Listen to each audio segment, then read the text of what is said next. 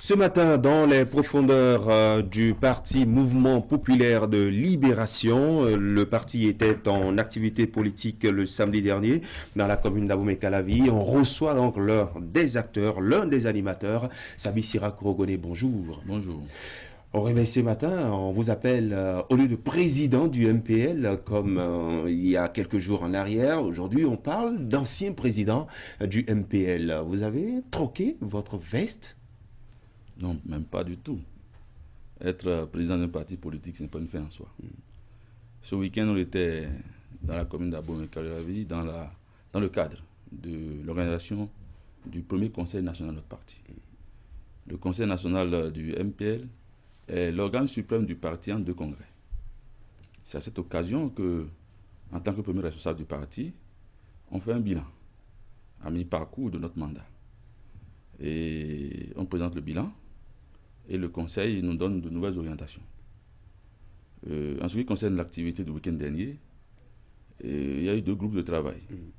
Un groupe qui s'est occupé de l'orientation politique, parce que nous sommes nés le 21 décembre à Savet pour être un parti d'opposition. Il fallait que les militants décident de continuer d'être de l'opposition ou de faire autre chose. La réponse est de continuer de faire de l'opposition. Et l'autre groupe de travail était exclusivement réservé à l'organisation interne du parti. Le conseil nous a recommandé d'aller à la création parce que vous vous rappelez que nous sommes nés à la veille des élections communales.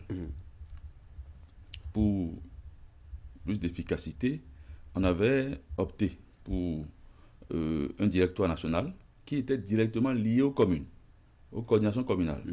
Donc, pour l'organisation interne, étant donné que les échéances en vue sont les élections législatives, le conseil a recommandé à l'organe dirigeant du parti d'aller à la création des coordinations par circonscription électorale désormais. Donc voilà les grandes décisions prises au cours de ce conseil national. Désormais ex-président du mouvement Populaire Libération, c'est d'abord une décision personnelle. Et c'est parti d'un constat tout simple. Nous ambitionnons en son temps de monter un parti politique au sein duquel on allait pouvoir avoir la majorité de la jeunesse béninoise. À ce niveau, nous avons échoué. Bien au contraire, on a vécu des inimitiés gratuites, alors qu'en réalité, ce que nous prônions à l'époque, c'était qu'on se mette ensemble pour défendre nos intérêts. Pourquoi est-ce que nous avons échoué à ce niveau? La conception que le Béninois a du thème parti politique en a pour quelque chose. Quand on dit parti politique, c'est perçu comme un groupuscule créé pour la gloire de quelques individus. Lorsque je disais à mes camarades que le MPL n'est pas ma propriété, ils ne me croyaient pas, jusqu'à samedi passé. La seconde raison, c'est que certains de nos aînés n'ont pas favorisé cela à la quête, ceux-là qui sont à la quête de main-d'œuvre, n'ont pas voulu que la jeunesse se mette ensemble. Et j'ai pris cette décision pour, étant donné que je suis un pionnier, pour me mettre à la disposition à nouveau de la génération à laquelle j'appartiens. Faire cette démarche de main tendue, parce que dans les tout prochains jours, je me ferai le devoir de rencontrer à nouveau les jeunes béninois, qu'ils s'appellent jeunes béninois de la mouvance ou jeunes béninois de l'opposition. À ceux de la mouvance, je dirais ceci. Vous avez déjà joué le rôle qui est le vôtre. Aider le président Patrice Talon en 2016 à venir au pouvoir, l'aider à le maintenir en 2021. Venez pour qu'ensemble, on puisse, parce que, qu'on le veuille ou pas, si on doit se conformer et se baser sur ce que nous avons comme test aujourd'hui, M. Talon ne pourra plus se représenter en 2026. Il faut qu'on prépare l'avenir dès à présent. Il faut qu'on participe au renouvellement du personnel politique, en passant d'abord par les élections législatives qui viennent. Il faut qu'on aille un jour à une étape où, quand on dira jeune, on ne dira plus jeune de la mouvance, jeune de l'opposition. À ces jeunes qui, comme nous, sont de l'opposition, on leur dira que leur rôle, ils ont compris, ils ont vu les limites de la thérapie à eux proposer en 2021. Ils doivent comprendre que personne ne fera notre bonheur à notre place. À ceux-là qui sont neutres, on leur dira qu'on ne restera pas si longtemps neutre quand il s'agira de l'intérêt de notre Alors, génération. ça veut dire que vous voulez, si on vous comprend bien, mobiliser. Vous voulez rassembler autour de, j'imagine, votre personne. Vous voulez ratisser dans tous les camps possibles. Mais avant ça, vous démissionnez de votre creuset. Pourquoi cette contradiction? Il faut aller au-delà des considérations partisanes. Lorsque, en tant que président d'un parti politique, vous approchez des gens comme vous, et étant donné que le concept de parti politique est déjà galvaudé dans notre pays, les gens pensent que c'est pour votre gloire personnelle que vous allez appeler. Rectificatif. Ce n'est pas une mobilisation autour de ma personne. Il n'y a rien de personnel. Il faut aller au-delà des considérations partisanes. Vous parlez d'un idéal. Cet Pensez idéal, notamment, vous avez le curseur sur 2026. C'est pour qui voulez-vous rassembler? Quel est l'intérêt? Pourquoi vous voulez vendre cet idéal-là à la jeunesse? l'intérêt de notre génération. Personne ne fera notre bonheur à notre place. Il faut bien quelqu'un pour porter cet idéal. Ce quelqu'un se choisira, mais ne s'imposera pas. C'est de façon naturelle que ce leadership émergera. On ne va pas mettre la charrue avant les bœufs. Laissez les jeunes, que les jeunes s'organisent. Il faut que je le dise, il n'y a rien de préétabli. On établira tout ensemble, pourvu que on réussisse à nous mettre ensemble, qu'on réussisse à parler le même langage, qu'on mette de côté nos petites querelles. Comment comptez-vous convaincre justement ces jeunes de tous bords à vous suivre, à croire en cet idéal nouveau, quand le MPL au sein duquel vous avez tenté de mobiliser, finalement s'est soldé par un échec, vous venez de le dire. Pourquoi devrait-il davantage croire en vous? J'ai dit les raisons pour lesquelles on a peiné à mobiliser toute la jeunesse au sein d'un parti politique. J'ai dit les raisons. Oui. Au-delà du MPL, quand on relève un peu le niveau et que on s'affranchit, là maintenant, j'ai démontré samedi passé que je ne suis personnellement attaché à rien. Je ne travaille pas pour une gloire personnelle. Je suis un pionnier, je l'ai dit tout à l'heure. Je dois montrer le chemin. Et je dis à ces jeunes que même si je n'ai pas trop besoin de les convaincre, la précarité dans laquelle nous vivons est déjà en train de faire le travail à moitié, je crois. Alors, on va parler d'agenda. Le timing de votre départ de la tête du MPL. Le Congrès est sans doute l'organe suprême du parti, comme l'ensemble des formations politiques. Oui, pourquoi vous n'avez pas attendu le Congrès pour partir et vous partez à l'occasion d'un conseil? Qu'est-ce qui justifie cette urgence? Le chantier est trop grand. Le chantier est trop grand et il faut commencer à travailler dès à présent. Attendre le Congrès voudrait dire que c'est après les élections législatives qu'on irait au Congrès, alors qu'en réalité aujourd'hui, nous sommes porteurs d'un nouvel ordre politique, nous sommes porteurs d'un nouveau projet politique. Nous sommes toujours au MPL, on ne peut pas dissocier aujourd'hui Kologoné Savisira et le MPL, mais j'ai décidé ainsi, parce qu'aucun sacrifice ne sera de trop, de faire ce pas pour montrer à nos générations que notre pays attend beaucoup de nous et qu'il faille qu'on prenne désormais nos responsabilités. Pourquoi ne pas dissoudre le MPL ou faire une sorte de refonte de ce parti autour de ce nouvel idéal? Le MPL est l'un des partis politiques les plus solidement ancrés dans notre pays. On n'a pas encore eu l'opportunité de le voir. Et pourtant, vous partez, vous tournez dos. Oui, je ne tourne pas dos au MPL. J'ai dit tantôt qu'être président d'un parti politique n'est pas une fin en soi. Il faut que je montre aussi que le dernier des militants du MPL peut devenir un jour président du MPL. Il faut que les gens sachent. Vous savez, je suis je regarde, je suis un grand observateur de la chose politique des États-Unis. Je n'ai jamais vu le président du Parti des démocrates. Le Parti des républicains, je n'ai jamais vu le président. Il n'y a pas de culte de personnalité autour de lui. Eux, ils gèrent le parti et ils gèrent correctement le parti, mais ils ne s'arrogent pas tous les droits. Donc, être président d'un parti politique n'est pas un fait en soi.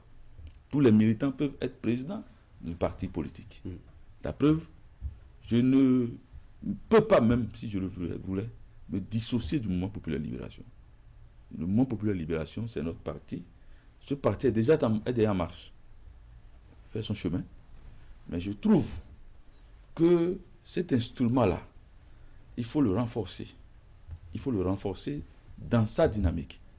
Faire comprendre aux jeunes de notre génération, aux jeunes béninois, aux femmes battantes qui souffrent dans nos contrées les plus reculées et même en ville, à ces aînés qui ont compris que le droit d'aînesse n'est pas synonyme de détention de la science infuse, qu'il faudrait qu'on se mette ensemble pour que notre pays puisse réellement...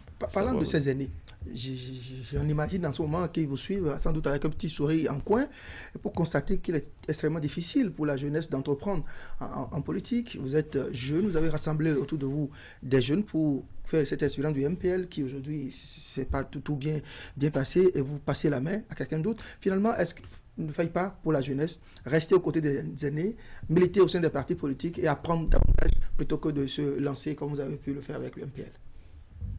Nous sommes assez bien aguerris. Ces années dont vous parlez ont commencé à quel âge? Ont commencé à quel âge? Nous ne sommes plus si jeunes que ça. Nous ne sommes plus si jeunes que ça. Je l'ai dit, le MPL est un des partis les plus solidement ancrés aujourd'hui. Il y en a parmi nos aînés et qui malgré tout n'a jamais réussi à participer à une élection. Parce qu'en 2020, on voulait aller au communal, ça n'a pas été possible. En 2021, on ambitionnait d'aller aux élections présidentielles, ça n'a pas été possible. Ce n'est que des incidents de parcours. Le meilleur reste à venir. Nous pensons que le mouvement populaire de libération est de très beau jour devant lui. Et de toutes les façons, nous n'avons aucune inquiétude à ce sujet. Donc, faire constater à la jeunesse ce que vous considérez comme des limites de l'offre politique actuelle, c'est-à-dire celle qui notamment a fait reconduire Patrice Talon au pouvoir. Est-ce un message aujourd'hui audible auprès de la jeunesse que vous comptez rassembler? Nous vivons dans une certaine précarité. Le message doit être audible parce que je ne cesserai de leur dire que personne ne viendra faire notre bonheur de place. On a fini d'être des ouvriers politiques. On a tout le temps suivi pour suivre. Aujourd'hui, pourquoi ne pas réussir à se mobiliser pour prendre notre destin en main? On n'a pas d'autre choix que de le faire. Si on ne le fait pas, bon, il n'y a pas de souci. On va en tirer les conséquences après. Mais aujourd'hui, on est bien obligé de le faire. Je vais continuer de vous taquiner un petit peu. Oui, se mobiliser pour prendre notre destin en main, c'est un discours qu'on entend souvent, assez souvent, notamment vos aînés nous ont souvent bassinés avec ce discours. Mais quel est l'élément nouveau? Qu'est-ce que Sabin Siraki Korogoné apporte de nouveau pour justement rassembler cette jeunesse-là? Quel est le discours nouveau que vous portez? Le contexte a bien évidemment changé. Je cesserai de le dire. Les conditions dans lesquelles notre génération vit aujourd'hui, est-ce que ces conditions sont reluisantes? Je dis non. Mais pourquoi est-ce qu'on va toujours se comporter comme étant des porteurs de valises? Bon, c'est ce que je dis et certaines années ne sont pas d'accord avec moi. Mais je ne peux pas cesser de le dire. Il faut qu'on arrête de se comporter comme des porteurs de valises, qu'on prenne véritablement notre destin en main. Parce qu'une seule chose devrait pouvoir nous guider. La défense de nos propres intérêts. Il faut qu'on arrête désormais de nous chamailler. Qu'est-ce qu'on constate? Tel groupe de jeunes contre tel autre groupe. Et tout ça, pas pour leurs intérêts personnels, pas pour les intérêts de la génération à laquelle ils appartiennent, mais pour la gestion des intérêts de certaines personnes n'ayant pas, et n'appartenant pas à notre génération. Bon, moi, je trouve qu'il faut que ça change un peu. Allez, après, le poste de première personnalité du parti, c'est-à-dire président, vous cédez votre fauteuil à un autre, en la personne Espérance TB. Quel autre poste occupez-vous au sein de cet arsenal? Quelles sont vos responsabilités actuelles au sein du MPL? Est-ce que c'est une question de poste? Non. Président d'honneur? Ça va. Quand on dit président d'honneur, c'est purement honorifique. Oui. Et c'est dans le cœur que ça se passe. C'est dans le cœur que ça se passe. Et beaucoup de nos camarades m'appellent déjà ainsi. Moi, ça me dérange un peu. Ça me dérange un peu parce que je ne suis pas à la recherche d'une gloire particulière. Je suis convaincu que nous sommes sur le droit chemin. Nous allons relever les défis qui sont les nôtres. Les défis qui sont les nôtres. Nous allons améliorer de façon... Nous ambitionnons d'améliorer de façon qualitative la gouvernance dans notre pays. Nous savons que nous avons du chemin à faire. Nous savons que Ce chemin ne sera pas du tout facile, mais ça ne nous dégonfle pas pour autant. On va affronter les obstacles et par la grâce de Dieu, on va y arriver. Votre successeur, c'est vrai qu'il est votre collaborateur, il a travaillé avec vous durant toutes ces années au sein du MPL. Est-ce que vous pensez qu'il pourra réussir là où vous semblez avoir échoué? Oui, il réussira, pourquoi pas. Il va réussir. Il va réussir. En fait, l'échec ne dépend pas de nous. L'échec ne dépend pas de nous. En ne réussissant pas à mobiliser plus de 90% de la jeunesse au sein de ce creuset, c'est pour deux raisons. Je l'avais dit tantôt. La conception que nos compatriotes ont du parti politique. Et deux, la deuxième raison, c'est qu'il y avait des échéances en vue. Et quand il y a échéance, vous savez que c'est la débandade un peu partout qui n'ont pas favorisé cela. D'autres jeunes nous ont pris sans raison en inimitié. Pourquoi eux, mais pourquoi pas nous? Non, ils ont quoi de plus? Bref, moi personnellement, si je constate que des jeunes comme moi prennent des initiatives porteuses, je ne me poserai jamais de questions pour les rejoindre. Ça, c'est la manière dont moi j'ai été formé ça. Donc, je souhaiterais que les jeunes sachent qu'on ne devrait pas être en train de se tirer dessus. Notre principale arme, c'est notre union. Et notre union sacrée. Il y a beaucoup trop de gens, pour des raisons qu'on ne peut même pas justifier, qui se prennent en inimitié étant de la même génération, alors que nous avons les mêmes problèmes. Et quand vous avez les mêmes problèmes, la solution est la même. Vous semblez avoir beaucoup souffert de ce manque d'union, de solidarité au sein de la jeunesse. Et la plupart des jeunes qui entreprennent en politique, en tout cas des leaders jeunes, ont les mêmes difficultés, les mêmes inquiétudes et se plaignent également. Mais on n'avait pas le même parcours. Finalement, pourquoi est-il si difficile pour la jeunesse béninoise véritablement de se mobiliser derrière sa propre cause, derrière son propre idéal? C'est à vous de me le dire. C'est à vous que je fais la question. Vous êtes allé au front. Allez, merci beaucoup. C'est vrai que je voulais vous poser cette question, mais on va peut-être la réserver pour l'actuel président du MPL quand on aura l'occasion. Plusieurs tentatives soldées par des échecs. Absolument. Parlant justement de votre participation aux élections. Pour 2023, est-ce que vous espérez réussir, passer le filet de la CEDA? On se battra. Vous allez vous battre. On va tirer leçon des expériences passées. Merci beaucoup. Merci à vous, Sabi Sira Korogolé, ex-président du Parti Mouvement Populaire de Libération.